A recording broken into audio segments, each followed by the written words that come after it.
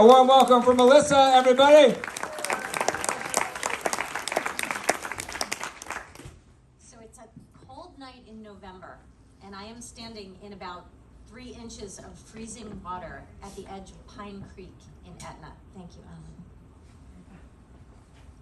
I'm down there in the woods in the dark, and I am holding a hollowed out half grapefruit that I have stuffed with a few flowers and a candle and a few scraps of paper that say things like imposter syndrome and fear of not being good enough.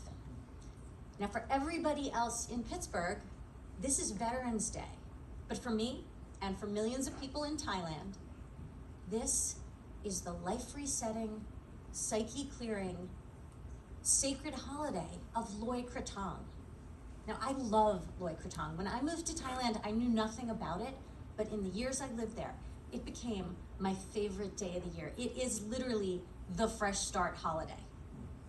When Loy Krathong comes around, out of the blue, all these vendors show up on the street in Bangkok, and they are selling these little krathongs. They're these little boats made out of banana leaves, and they've got flowers and a candle, and they're beautiful.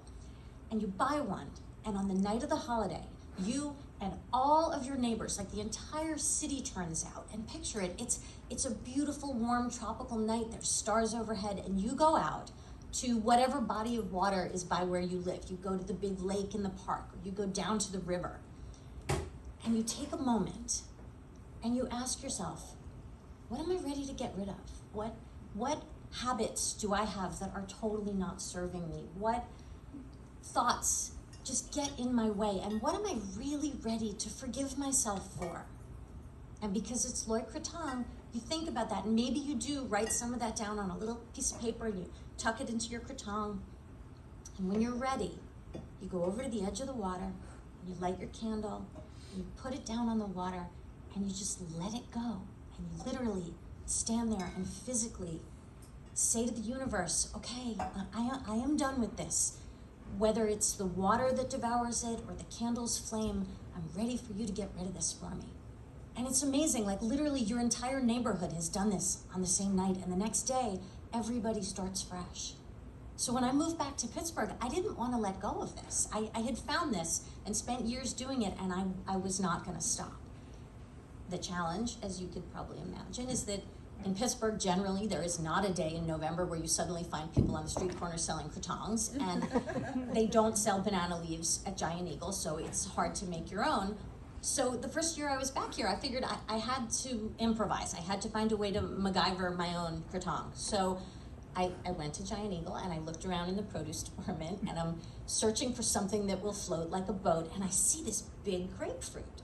And I'm like, work. So I buy it, take it home, I hack it in half, hollow it out, and I get this thing ready.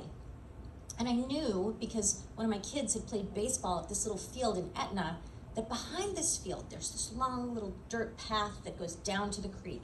And I figured, that's kind of a secluded place for me to do this, because instead of being in a big crowd of all my neighbors, I'm gonna be alone doing my ritual. And I don't know, I mean, is it legal in Pittsburgh to float a flaming piece of citrus down the creek? I didn't ask anyone. When I walked down there that night with my son, there was a guy sitting on a bench smoking a cigarette, and I didn't talk to him, he didn't talk to me. I'm not sure what he thought about what we were doing, but in the November wind, I struggle and I light my candle, and I walk far enough out on the rocks into the water till I really get to the spot where the current's kind of moving. And I put my krathong down, let it go, and I watch it float off, and I wonder, like, could it make it all the way down Pine Creek to the Allegheny? Could it make it to the Point and to the Ohio and to the Mississippi and all the way to the Gulf of Mexico? I don't know. It's a grapefruit, probably not, but I'm ready, and I'm determined this year to really get rid of some of the stuff that I just don't need to be carrying anymore.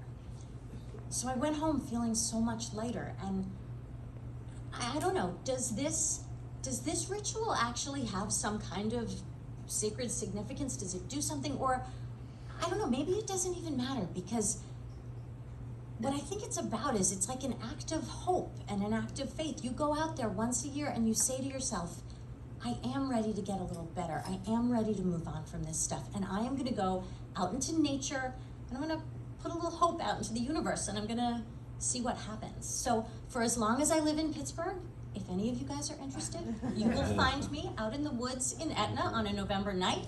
I will have my krathong, I will be all full of hope, and if you guys want to come, you can. You've just got to bring your own grapefruit. Thank you.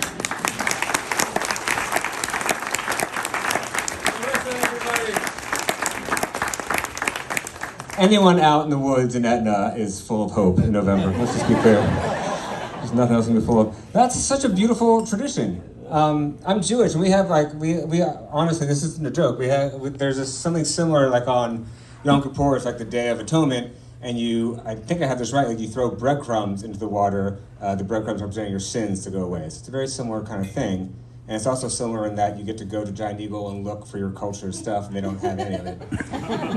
One of my favorite pastimes around Passover is going to Giant Eagle and asking the teenagers who work there where the matzah is, and just watching them go.